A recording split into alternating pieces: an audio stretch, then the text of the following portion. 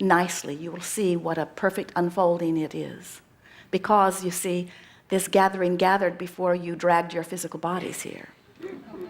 The vibrational essence of who you are is already understood and has already been chewed upon by the broader non-physical part of you. And so now, in a very wonderful co-creative dance, we will, through a series of questions and answers, help you to receive fully the answer to everything that is important to you, provided you are somewhere in the vibrational proximity of receiving the answer. The reason that we babble on and on a little bit at the beginning here is because as you listen to us, we speak that which you know at so many levels of your being. And as you hear us, you cannot help but begin to activate the true essence of who you are. You are source energy in physical bodies, and life is supposed to be good for you.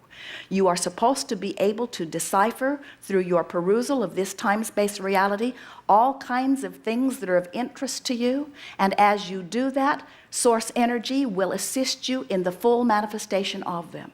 For this we know, if this time-space reality has the ability to inspire a desire within you, this time-space reality has the ability to give you full manifestational results of that desire. You're supposed to get everything you want.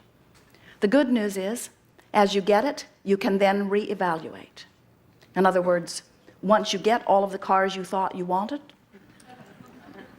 and you have a hard time keeping the oil turned over in all of them, you can release some of them. We suspect that someday we will be having seminars on de-manifestation.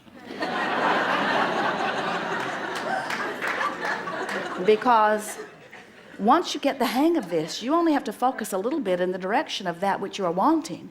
Once you get to the place where you are really living the art of allowing meaning becoming a vibrational match to who I have become, because I care about how I feel, and I'm willing to jockey my thoughts around, moving ever closer to something that is a vibrational match to who I am. There are a couple of things that are essential to your making immediate progress and having outrageous success with this. Most important, you have to decide, and we encourage it as quickly as you can. It'll be easy in some cases and not so easy in others. But here it is. Are you ready? You have to decide that you do not give a rip what anybody else thinks. Because when you try to factor in what they think, then you lose your proximity on your emotional guidance scale. You have within you guidance that is based upon source energy, that is giving you feedback precisely based upon where you are in relationship with what your life has told source energy that you want. It cannot get better than that. So, we want to show you how to follow your bliss, and if we have to take a little rampage through rage, so much the better. What do you want to talk about? Oh, no one has anything. I'm an actor, and an artist paints with orange and yellow and green and blue. An actor paints with rage, resentment, joy, bliss, the full spectrum of human emotions. One of the things for 20 years I've been working with is how does one have all the access to all the so-called shadow emotions, full, quick, immediate access where you can go there in 30 seconds, but not manifest the results of those feeling states in your life, in your personal life? Well, the same skill that would be required to get there quickly would be the same skill that would cause you to get out of there quickly.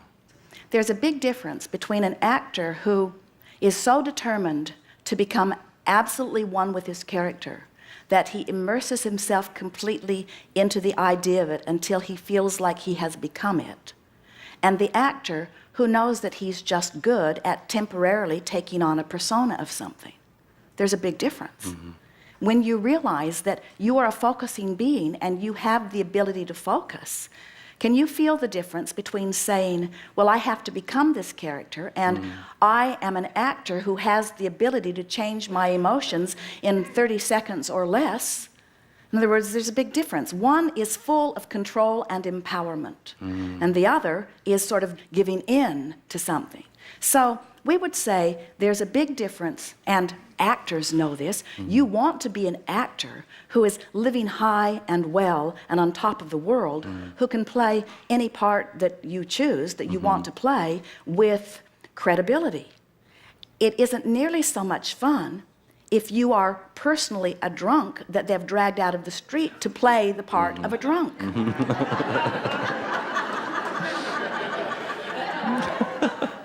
And so on. Do you lose if you actually move away? You keep doing this kind of work, you keep moving to the higher, more empowered, more enlightened state. Do you lose that quick access? If you're not in your daily life living in those lower states, do you lose your quick access to that? Well, your ability to focus would take care of this. Now, ordinarily, as we're coaching people up the emotional scale, and this is the point of your question, we would say the more you focus upon what you're wanting, then the easier it is to stay there. And most people go to the thought that's easiest. In other words, it's like you've carved a sort of groove on your emotional scale, and it's just easier to go there at first. And it takes a little bit of work to climb off of that spot that you've sort of made easy to access. But everything that we're talking about in this business of being a deliberate creator is about focusing. So just make up your mind that it's all about focusing. And when I focus on the life that is usually the life that I'm living, I can get there easily. But I also have, in other words, we see many of you, you can go to a movie that doesn't have anything to do with who you are. And in less than 2 hours, they can bring you to rage or to tears, even though you have not been practicing those thoughts every day of your life. It's just the music and the pictures that you are seeing. When you focus upon anything for a period of time, your vibration is going to adjust to that. And so what you want to say to yourself, if you've decided that you want to be an actor who can play a full range of characters, then if we were standing in your physical shoes, we would say to ourselves is, I have such an extraordinary mind. I can focus myself anywhere I deliberately choose on the emotional scale and induce a response, a very realistic response. But who I really am is up here. And as soon as there is no more reason for me to focus here, I can focus up there. Okay. And one final question was just, there's a system called voice dialogue, which I studied. And its whole theory posits that we have all these different sub-personalities. We have the inner child, we have the vulnerable inner child, we have the critic, the sort of the killer self, etc. Do we... Well, we would agree with that in this sense. You have the potential of vibrating anywhere on the emotional scale. So let's talk about what is the killer self. The killer self, in every case, no matter how it looks and no matter what anybody has told you, the killer self is someone who felt utterly disempowered, who found that rage as the only accessible vibration and did not know that they had the ability to move beyond it. In other words, let's go back to it again, because we really want to make this point with you in light of everything that you're talking about here.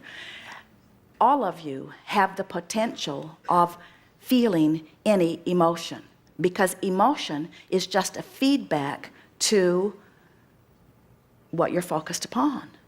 However, you're really going to like this.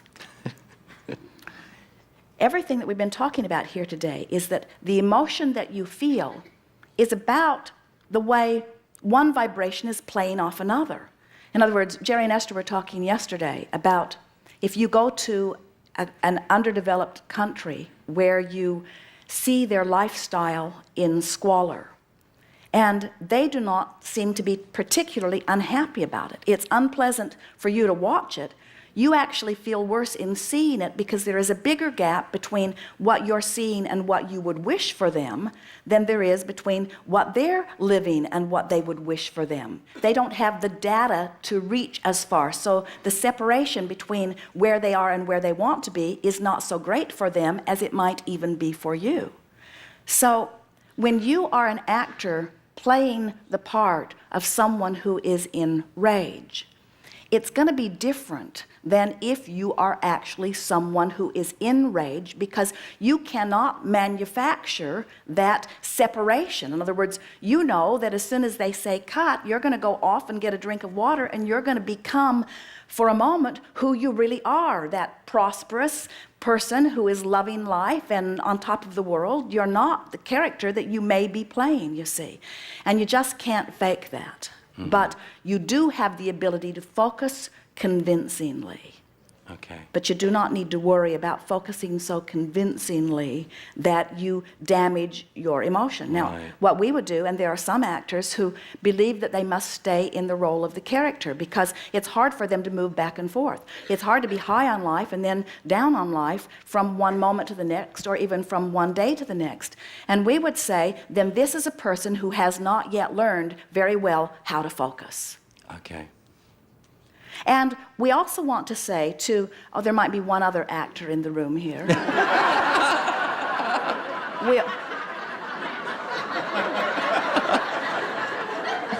We also want to say to you that not only do you not need to fear that your deliberate escapade up and down the emotional scale will be detrimental to you, we say it will be of tremendous advantage to you because you will learn to focus.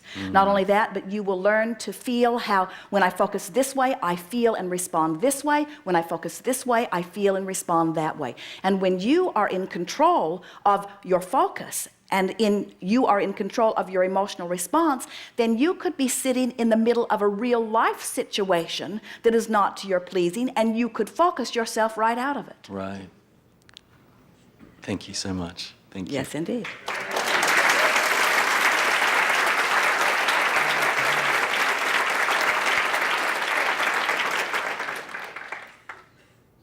I've been able to see entities as a child, and they thought I was talking to like imaginary people, but as a child I've always been able to see like spirits, and recently I've lost several people that have transitioned, and I see them in dreams and I feel their energy around, and I'm often led to do certain things. Last year on my birthday, I'm doing some prosperity stuff, and something basically got me up off the sofa and said, go play the lottery, and I hit the lottery last year for, $75,000. And I say that, but I was led to do it. I had no intention of doing it. I was literally pushed to get up to do it. Well, that's what we're talking about. That's that call of source energy. And the thing that we really want to help you to realize here is that it's not that you've got people on your side who are dead and have the ability to help you make the right decision at the right time, because you've all got that all the time. The important factor here is that you were in a place where you heard the impulse. Yeah. That's what the art of allowing is, feeling the impulse. But I'm in the position now where I'm in my sleep, and I'm in a heightened awareness of sleep. I'm in the room with a lot of people that have transitioned. I'm witnessing a conversation, but I can't hear it. And my question to you all is, how can I move into conversing back, because I feel like there's something that I'm supposed to be knowing or doing, but I can see them. I can see their mouths moving. I know I'm in that situation. I know I'm asleep, but I really believe that I'm experiencing something that's really there. I just can't move over into conversing back and forth. Well, here's the reason why. First, we want to say to you that what you're thinking and therefore feeling and what is manifesting is always a vibrational match. And what you're thinking and feeling and what is manifesting in your dream state is always a vibrational match. In other words, what we're saying to you is, you are the creator of your reality, and you are the creator of your dream reality. So you are creating these dreams. And the thing that we want you to understand is that, you know how you just said to us, I know they're around, and I know that they're guiding. You didn't say this, but we can feel it in your vibration. I know that they have my best interests at heart. Yeah. And I know that they're aware of where I am in relationship to where I want to be. Yeah. And so I'm expecting to receive guidance, and I did, and I followed through. And so wasn't that an incredible way of interacting with non-physical? Yeah.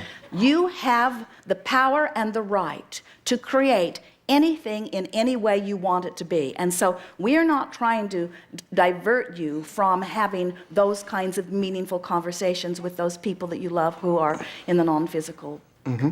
But we do want to say to you that as you begin to acclimate more and more and more, you're doing it extremely well, with the energy of your source, there will be a seamless integration. It's like at the right moment, you'll hear them say something. At the right moment, you'll feel their presence. In other words, it will be as Esther feels with us. Esther doesn't feel a row of Abraham beings sitting up here on the rafters with our feet dangling over the edge, whispering into her ear.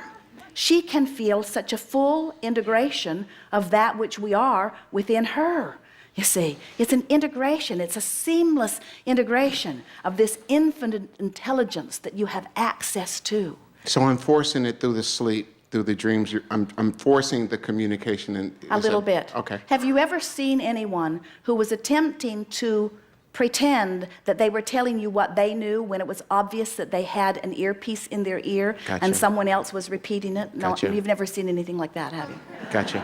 I gotcha. And how awkward the dialogue is, how illogical the gestures are, how ridiculous the face looks. In other words, I gotcha. nothing like the seamless integration of infinite intelligence. Gotcha. Thank you.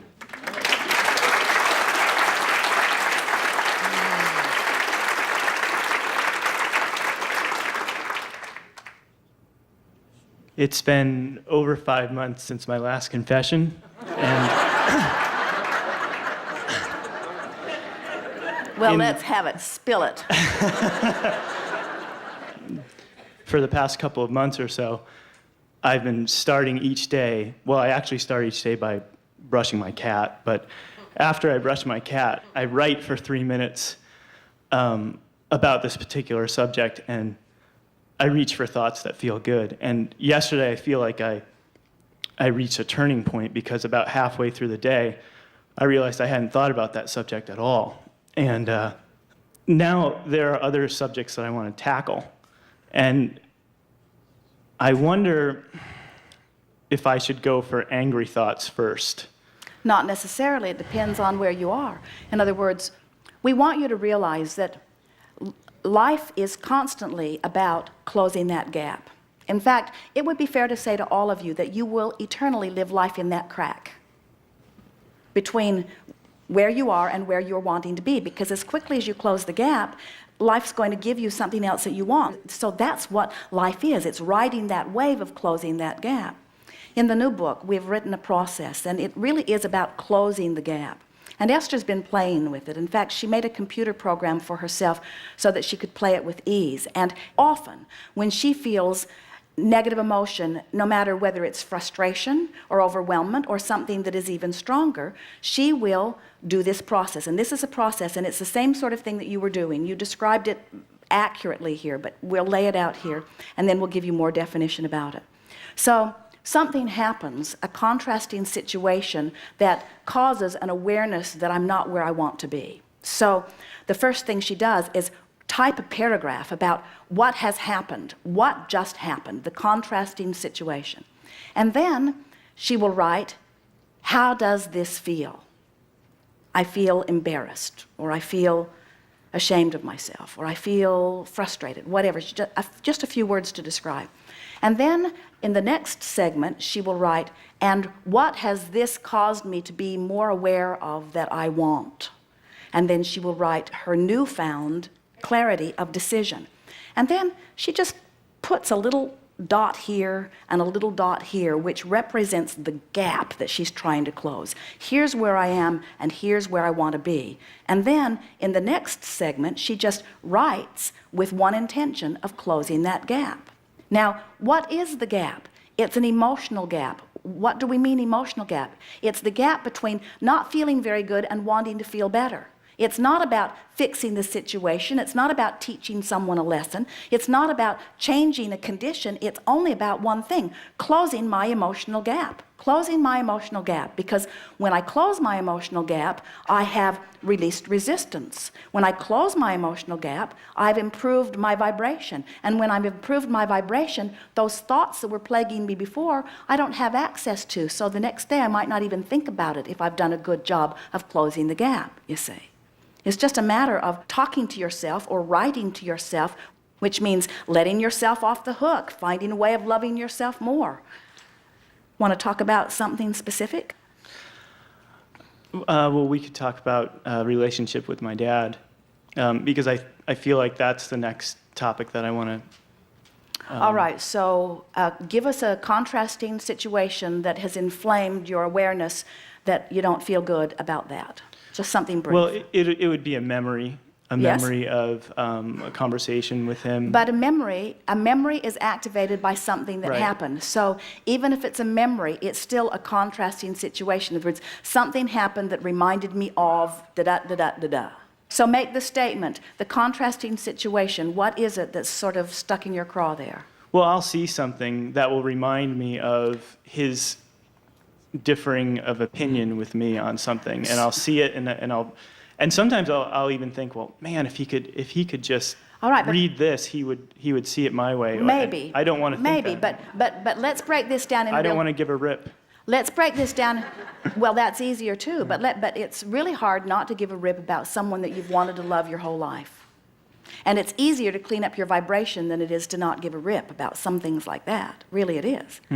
Either way, it doesn't matter. You'll get there, and you might not give a rip for quite a while until you find yourself in full love of him. But you see, you can't have lived life experience that caused you to want to love someone and then stay in a place where you don't love them and ever really be who you are. You got to close that gap, you see. Not for them, but for yourself. You've got to close your own emotional gap. So something happened, and it reminded me that he never really recognized that I had the power to make my own decisions, or that I had the ability to make good decisions. He always seemed like he was second-guessing everything that I did, and I always felt inadequate when he gazed my way. Pretty accurate?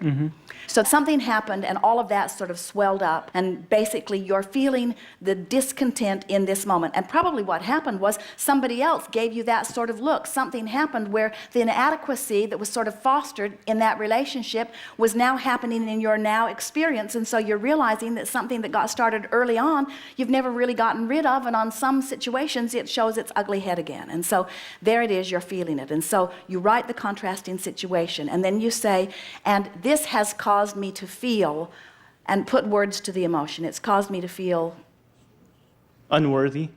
It's caused me to feel unworthy. I'm feeling inadequate. I'm feeling not enough, and I'm feeling damn mad about feeling like that. So that's how I feel. So now the next statement is, what has this situation that's just happened, what has it caused me to now desire? And we would say, I desire to clean this up with my dad. I desire not to drag this around for the rest of my life.